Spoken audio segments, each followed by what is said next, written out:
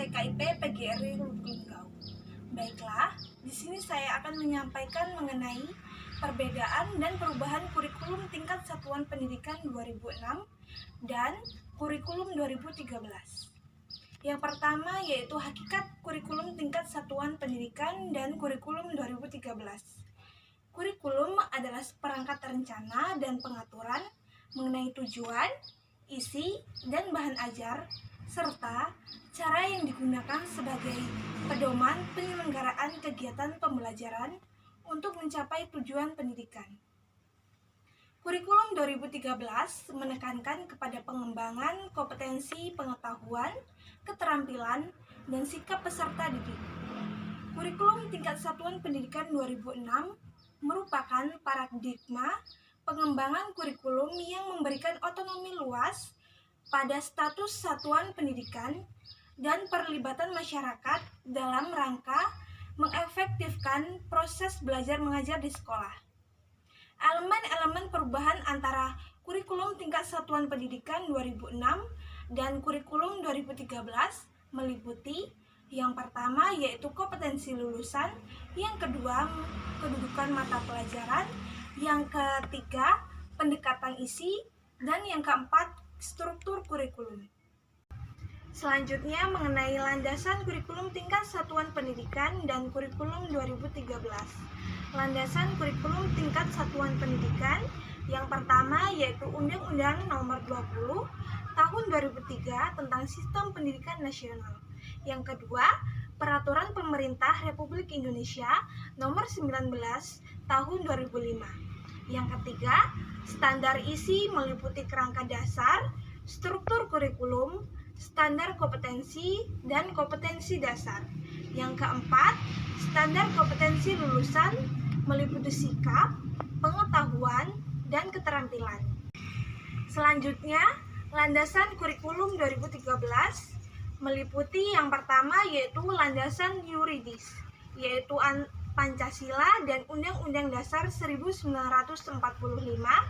Yang kedua, landasan filosofis pendidikan nasional, yaitu mengarahkan kepada manusia apa yang dihasilkan dari kurikulum tersebut. Yang ketiga, landasan teoritis kurikulum, yaitu landasan yang dikembangkan atas dasar teori pendidikan. Yang keempat, landasan empiris kurikulum meliputi arahan berdasarkan pelaksanaan kurikulum. Prinsip kurikulum tingkat satuan pendidikan 2006 dan kurikulum 2013 yang pertama yaitu berpusat pada potensi, perkembangan, serta kebutuhan peserta didik. Yang kedua, beragama dan terpadu. Yang ketiga, tanggap terhadap ilmu pengetahuan dan teknologi serta seni. Yang keempat, relevan dengan kebutuhan. Yang kelima, menyeluruh dan berkesinambungan. Yang keenam, belajar sepanjang hayat. Yang ketujuh, yaitu seimbang antara kepentingan nasional, lokal, dan global.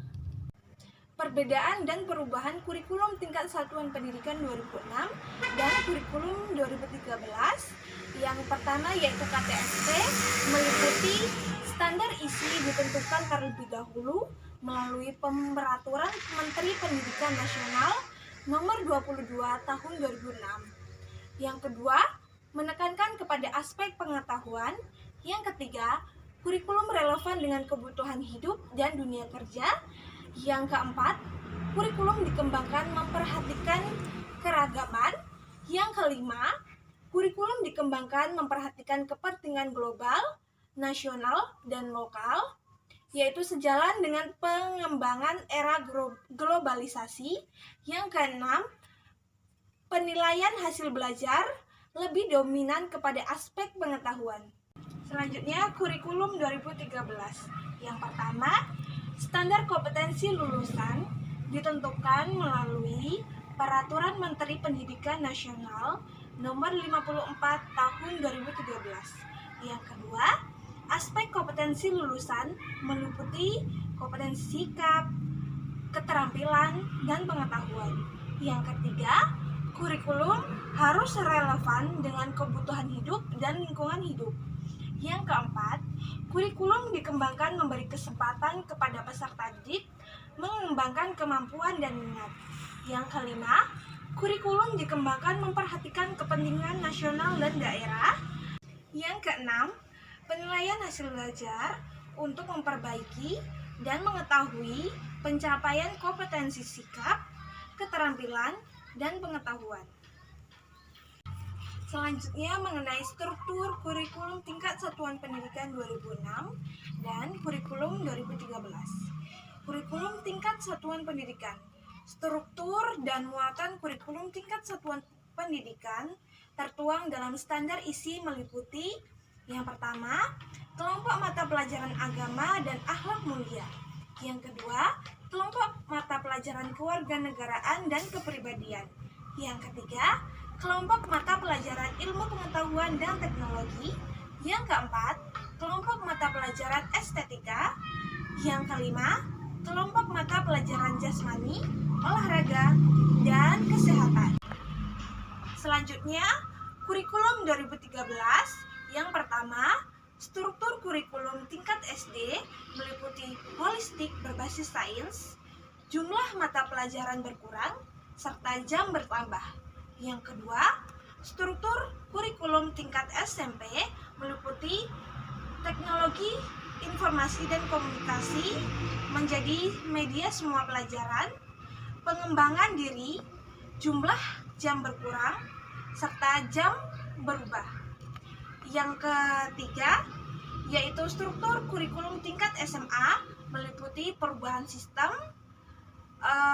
mata pelajaran wajib dan pilihan, serta jumlah jam bertambah. Yang keempat, yaitu kurikulum tingkat SMK meliputi penambahan jenis keahlian. Baiklah, itulah penyampaian materi dari saya. Saya akhiri. Wassalamualaikum warahmatullahi wabarakatuh.